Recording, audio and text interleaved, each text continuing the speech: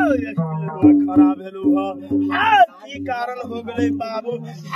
बहुत डॉक्टर से देखवा दिलिए ठीक नहीं रहे छी बालक बोला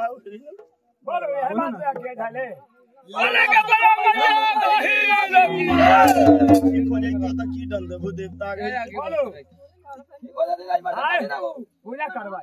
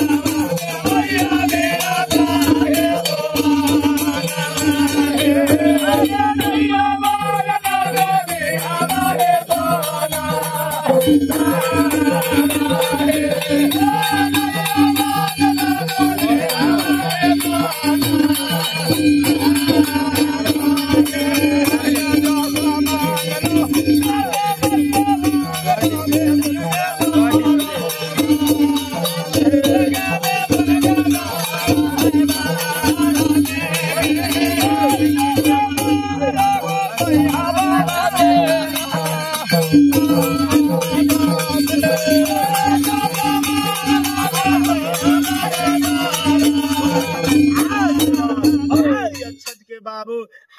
सारा महीना 5-5 दाना खियो 3 गो तुलसी के पत्ता तोड़ के एगो दीनानाथ के नाव से बाबू गिरा दियो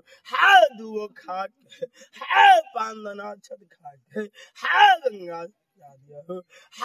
देवता गहिल में शक्ति हो तो यदि ठीक हो जाइतो तो देवता गहिल लकड़िया के नाम लियो यदि नहीं ठीक हो तो जिंदगी में कभी देवता गहिल लकड़िया